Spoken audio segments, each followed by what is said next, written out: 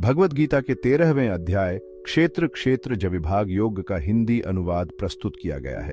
अध्याय 13 क्षेत्र क्षेत्र ज विभाग योग। श्री कृष्ण ने कहा, हे अर्जुन, इस शरीर को क्षेत्र क्षेत्र कहा जाता है और जो इस शरीर का ज्ञान रखता है उसे क्षेत्र कहते हैं। हे अर्जुन, तुम जान लो कि मैं सभी क्षेत्रों का ज्ञाता हूँ। शरीर और उसके ज्ञाता का यह ज्ञान ही सच्चा ज्ञान है। अब मैं तुम्हें इस क्षेत्र का और इस क्षेत्रज्ञ का सही स्वरूप बताऊंगा। यह ज्ञान सुनने योग्य है और इसे समझने से तुम मुक्ति पा सकोगे। क्षेत्र के बारे में, इसके स्वरूप के बारे में, इसके गुणों और दोषों के बारे में और इसके उत्पत्ति के बारे में यह ज्ञान विभिन्न ऋषियों द्वारा विस्तार से वर्णित किया गया है। यह ज्ञान अनेक प्रकार के शास्त्रों में भी वर्णित है। विशेषकर वेदों में ये सब ज्ञान एक ही स्वर में परम सत्य की घोषणा करते हैं। 6-7 यह क्षेत्र 5 महाभूतों अहंकार, बुद्धि, अव्यक्त इंद्रियों के 10 समूह, मन, 5 विषयों इच्छा, द्वेष, सुख, दुख, शरीर, चेतना और धैर्य से मिलकर बना है।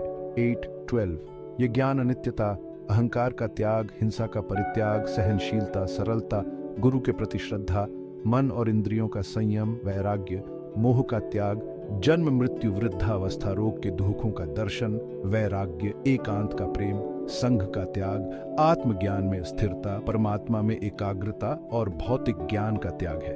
यह सब ज्ञान है और इसके विपरीत सब अज्ञान है। अब मैं तुम्हें उस जानने योग्य परमात्मा के बारे में बताऊंगा जिसे जानने से अमरता प्राप्त होती है। वह परमात्मा अनादि है और उससे न प्रारंभ है न अंत। वह अनिर्वचनीय है और उससे समस्त संसार व्याप्त है। वह परमात्मा सर्वत्र अपने हाथ, पैर, आंख, सिर और मुख के साथ उपस्थित है। वह सब कुछ देखता है और सब कुछ सुनता है, फिर भी वह सबसे परे और अदृश्य है। वह सभी इंद्रियों का प्रकाशक है, फिर भी वह स्वयं इंद्रियों से परे है। वह सभी गुणों का आधार है, फिर भी वह गुणों से रहित है।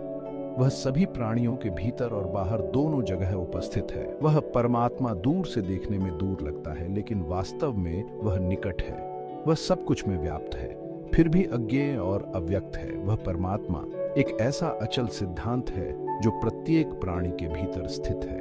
वह ज्ञान का प्रकाशक है और वह हर जगह है। वह परमात्मा प्रकाश का प्रकाशक है और ज्ञान का ज्ञाता है। वह जीवन का सार है और सभी को जानने वाला है।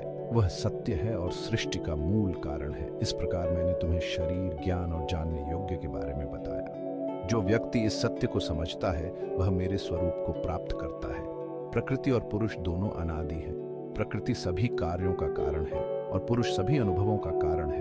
प्रकृति शरीर और इंद्रियों का कारण है और पुरुष उनके सुख और दुख का अनुभव करता है। यह पुरुष प्रकृति में स्थित होकर उसके गुणों का अनुभव करता है। गुणों के साथ उसकी संलग्नता ही उसके अच्छे और बुरे जन्मों का कारण बनती है।